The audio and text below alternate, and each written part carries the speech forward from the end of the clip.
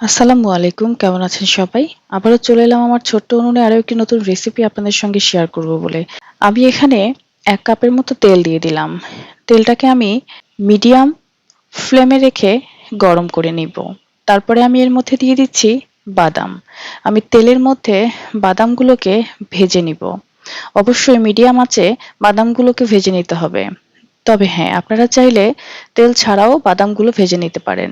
But তেলের মধ্যে দিয়ে ভাজার কারণ হচ্ছে আমার মনে হয় টেস্টটা একটু ডিফারেন্ট হয়। এইজন্য আমি তেলের মধ্যে দিয়ে ভেজে নিচ্ছি।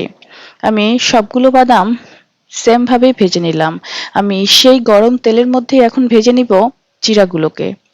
আর এইজন্যই আমি ছিদ্রযুক্ত একটি ছাঁকনি নিয়ে নিয়েছি। এই ছাঁকনির সাহায্যে আমি চিড়াগুলোকে ভেজে নিব। দেখেন, চিড়াগুলো যখন দিয়ে দিলাম, কি চমৎকারভাবে চিড়াগুলো মুড়ির মতো ফুলে উঠেছে। সত্যি, এভাবে গরম তেলে চিড়া দিয়ে সেই চিড়ার রেসিপি যে এত মজা হয়, আপনারা বাসায় না করে খেলে বুঝবেন না। আশা করি আমার এই রেসিপিটি আপনাদের সবার ভালো লাগবে এবং আপনারা বাসায় তৈরি করে খেয়ে অবশ্যই কমেন্ট করে আমাকে জানাতে ভুলবেন না যে আপনাদের এই মজার রেসিপিটি কেমন লেগেছে। অনেক সাধারণ একটি রেসিপি। বাসায় সবাই এটি করে খেতে পারবেন। এভাবে করে খোসাগুলোকে আমি ছাড়িয়ে নিচ্ছি। তেলে ভাজলে খোসাগুলোকে ছাড়ানো একটু ঝামেলা, বাট তেল ছাড়া ভাজলে ইজিলি এটাকে ছাড়ানো যায়। এইজন্য আমি কি করলাম, একটি টিস্যুর সাহায্যে এগুলোকে অল্প সময়ের মধ্যেই খুব ভালোভাবে ছাড়িয়ে নিয়েছি। তারপরে বাতাসে অথবা ফু দিয়ে এগুলোকে ঝেড়ে ফেলে দিয়েছি।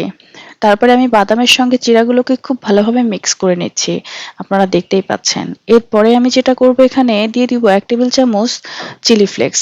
আপনারা চাইলে বেশিও দিয়ে দিতে পারেন। ঝাল বেশি খেলে বেশি দিবেন, কম খেলে কম দিবেন। এরপরে আমি এখানে দিয়ে দিলাম স্বাদমতো লবণ। এই চিলি ফ্লেক্স, লবণ, বাদাম আর এই চিড়ার রেসিপিটি যে এত মজা, না খেলে বুঝবেন না। সবগুলো একবারে মেখে নিচ্ছি। এবার খাওয়ার পালা। আলহামদুলিল্লাহ, সবাই অনেক পছন্দ করেছিল। এত মজা হয়েছিল।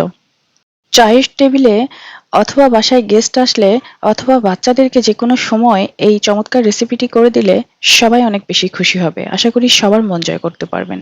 আর আমার এই রেসিপিটি যদি আপনাদের ভালো লেগে থাকে, অবশ্যই চ্যানেলটি সাবস্ক্রাইব করবেন। আপনাদের জন্য অনেক অনেক দোয়া, ভালোবাসা। ভালো থাকবেন।